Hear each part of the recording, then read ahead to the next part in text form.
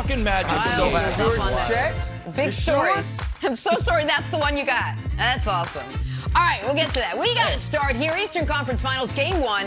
Celtics, Heat, and Jimmy Butler. That's it. That's the story last night. 27 of Butler's game-high 41 came in the second half. But did he do anything else is what I want to know. Oh, he did. 9 rebounds, 5 assists, 4 steals, 3 blocks. A lot of that came in the third quarter where the Celtics just disappeared. They shot 2 for 15. Celtics have to make some Jimmy adjustments for Game 2 as the Heat take Game 1. Nick Wright, what did Jimmy Butler prove last night? He proved many things. One is he is proving that we did make a major omission in club superstar, at least it would appear. That Jimmy Butler waiting in line was, listen, it's a new establishment. We have some managerial decisions to make. Everyone's on a probationary period. And our final doorman maybe should have had Jimmy Butler not only not in line, not fourth in line, but just in the club. And I'm not sure who we're kicking out, but it might be, I hate to say it this morning, but me and Patrick Beverly, for the first time, might have something in common other than both owning Versace robes. Maybe a little CP3 slander coming. But that's not all he proved. Piling on. Here's the other thing he proved. He proved that something that we have always acknowledged exists in the opposite direction exists in a positive direction.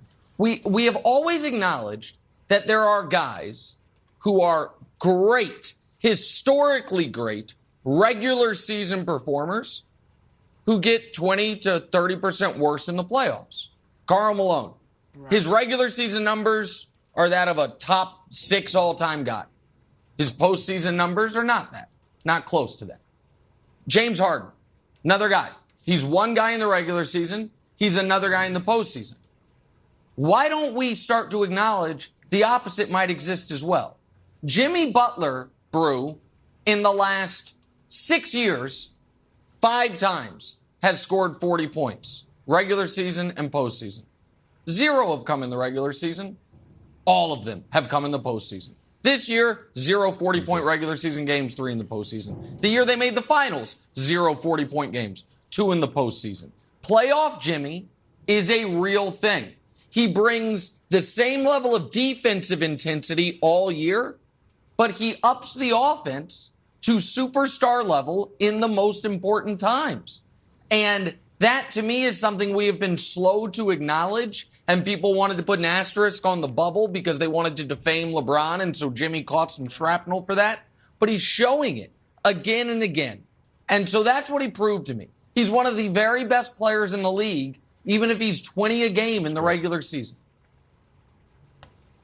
No, that's fair. And look, we've talked about playoff Rondo, but you're right. There's a playoff Jimmy that clearly exists, and you're absolutely right. You have to give him props for that. Look, to your point, to illustrate it even further, Nick, he may not make an All-NBA team this year.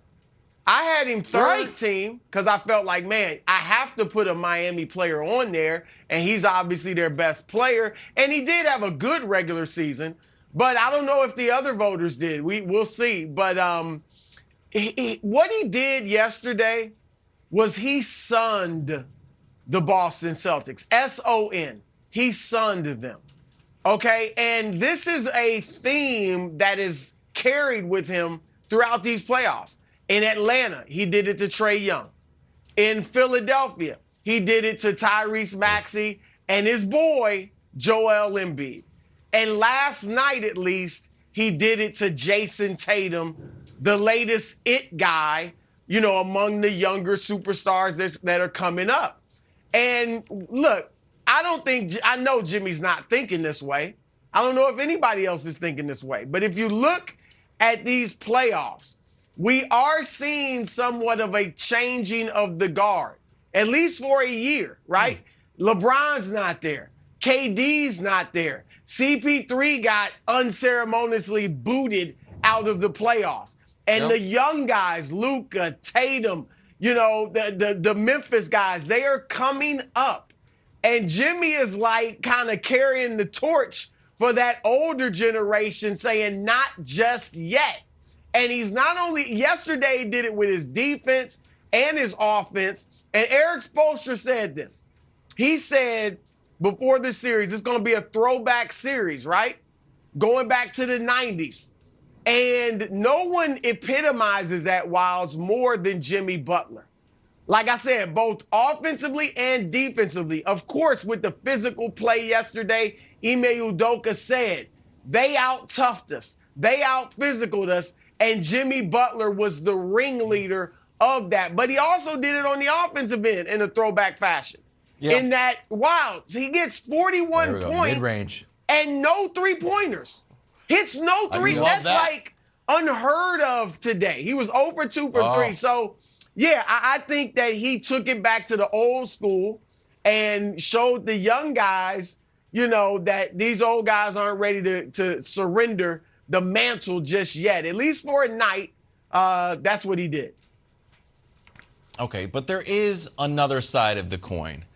The disastrous third quarter for the Boston Celtics was a mix of Heat defensive intensity and just Boston carelessness. It's like, have you ever dropped a pint glass at a bar and you're like, the condensation, I got bumped by a guy. It's like, yeah, but you know what? You weren't paying attention either. You got a little loose with the pint glass, and now it's all over, ruining everybody's sneakers or shoes if you're in a fine establishment. So in the third quarter, Nick, Jason Tatum, who is a superstar, and the wind blows hot and high and hard at the top of Club Superstar. You want to be in Club Superstar? You got to deal with the criticism. Had 6 turnovers from 9-10 all the way down. Tatum bad pass. PJ gets a steal. Tatum turnover. Strauss gets a steal. Another Tatum bad pass. Jimmy steal 1. Jimmy steal 2. Then Oladipo gets a strip and Tatum belly flops on him, and then another Jimmy forced turnover. So, look, I think the Heat played great. Don't get me wrong. But the Celtics, and specifically Tatum, not taking care of the ball was the accomplice to the Heat win. And I know it's like, it's just one quarter, it's just one half, it's just a bad game. Man, if Marcus Smart's not going to be there and Tatum's going to have the ball in his hand more, he's got to stop this. He can't just be a shooter and leader of the team. You got to take care of the ball. They lost the game. They lost the game in this third quarter. It's not just one because quarter of Tatum. I mean, it's the most turnovers in a playoff quarter, tied for the most in recorded play-by-play history in the NBA. 6 turnovers in a playoff game is bad. We were killing KD for a 6-turnover playoff game, killed CP3 for a 7-turnover playoff game. 6 and a quarter is awful. It's worse under these circumstances, Brew. At halftime, I got to tell you, as the only man who had the courage to take the number 1 seed Miami Heat in 7 games definitively with bass in my voice and with all of my chest yesterday, clearly.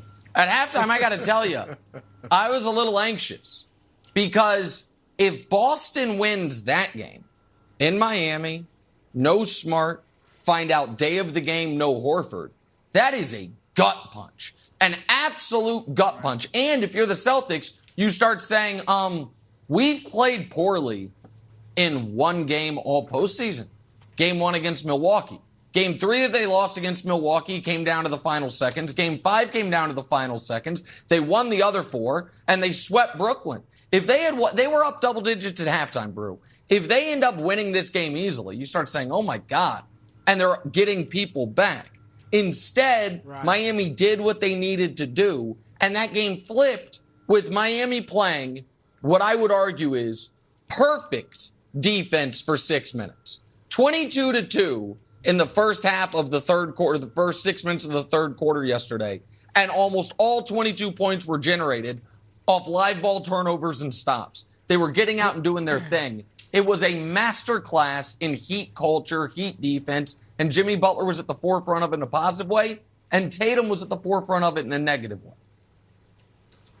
Look, the Heat have been the best third quarter team in the playoffs. They've been blowing teams out in that third quarter, and you saw it yesterday. But Wilds is right, Nick, taking nothing away from the Heat.